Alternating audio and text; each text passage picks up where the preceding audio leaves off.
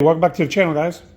You know what? I had done a video on this splitter, this 777 splitter in the past. You guys, I'll put a link down there in the description. But I had a mishap and it cracked.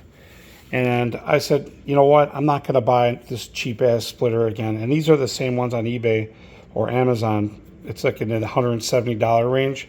I'm pretty sure they just rebadge it like with their name. There's no name on it, but they're just selling it under them. But they're the same Chinese crap splitters that you see. You have to cut around this area to get it to fit. So I broke it. As you can see, it busted. And it was a clean break. Before it broke, the quality is really shit. You have to paint it or you have to wrap it. But it worked and it looked okay. So up until I broke it, but when I installed it, it didn't install that great. So I had to screw in there and stuff like that. So I'm putting a new splitter on, and I went with the Ford one, the OEM HP one. And as you can see, it's way more robust. It's not thin plastic, you know, like there's nothing under here. Whereas this is like a two-piece, and it's thick. Yeah, way more quality. You know, you're going to pay more than double, obviously, 3 times as much shipped. It's over $600 shipped from no matter where you get it from, LMR or Levittown, whatever. They charge over $200 shipping. So you're going to pay over $600 no matter what for this splitter. But I learned my lesson on this one. So in reality, I $800 because I had to buy a second one. There was no way avoiding this. It broke. Something was on the highway and we smashed into it. So. But yeah, I went with the regular splitter, HP splitter, and I'm putting it on now. So we're getting ready. My son and I are down here. We're swapping it out. And, you know, if you guys are looking for a comparison on these two, on the OEM HP one, you know, here you go. This is garbage. This is from 777, but it's the same one on eBay, Amazon that you guys see that are $170. You have to cut this area around here to get them to fit.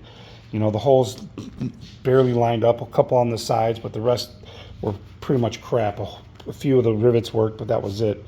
So this one goes right up, and it's got these little, on the other side, let me turn it over. All right, I just flipped it over, and you can still see the quality of it. This is not like one single piece thin chunk. It's got these little alignment nubs here that come up. There's one in each side. Actually, there's 4, I believe. 1, 2, and then there's actually one in the middle and one on the sides here. So when you're holding it up there, these line up to a hole in the bottom, so you can't really put it on in the wrong spot. Then you just got to find your holes. There's no real good install videos out there, and this one's not going to be one either. But I'm just letting you know that the instructions are terrible on this one. Let me show you. Here's the instructions I got. Here's the rivets. They came in a bag. At first I thought I lost them. They were stuck to it. Then you get the metal screws. I don't know how many's in there. There's supposed to be 12, who knows. And then this is the instructions. Look at it. They copied this blue. It looks like running water was on the ink. And so you can't even read it. This is from LMR. They probably had nothing to do with this because they just get shipped from Ford. But I downloaded one on my online to my phone that was way better quality and darker. So that was the only bad thing about ordering this from LMR. This one came from LMR. They have no control over that. The box had tape ripped, so I was hoping that there was no damage, and luckily there wasn't. So, but installing the HP one is a little bit easier because there's nubs on here. It helps you line it up. Don't do it with one person. You'll just get aggravated. So we're going to go ahead and install it and then go from there. So like, subscribe, hit that notification, guys. If you want to see any more videos on my Mach 1, just, you know, leave a comment below.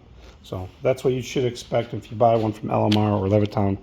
You get, this is your instructions. You get your plastic rivets, and you got to get a pop rivet plastic rivet gun. I got mine from Harbor Freight. It's pretty standard stuff. Just got to be able to fit that diameter. So, all right, guys. Thanks for watching. I wasn't going to do this because I didn't want to get back down on the ground because I'm too old for this getting up and down shit. Anyways, the rivets go in the flat areas up here. They go in the flat area of the splitter. That's where all the rivets go in the back, and all the bigger holes in the middle is rivets. You'll know because there's a metal nut behind the ones that the actual screws go in, so you can see the metal. So this will be a rivet in there, rivet, rivet. So you're gonna have two on the ends, two screws on the ends, and you're gonna leave one in. That's on the stock splitter, but you're gonna put them in the two on the ends over here, screw, and then rivets in the other ones. All these big slots. These big slots, you don't have to take out all those nuts on the bottom, the ones that are in the stock. You don't have to take the nuts underneath because they don't line up. These are separate holes. So when you put them in, you're just going to put them in. Before I put it on, we actually located each one with the nut inside there.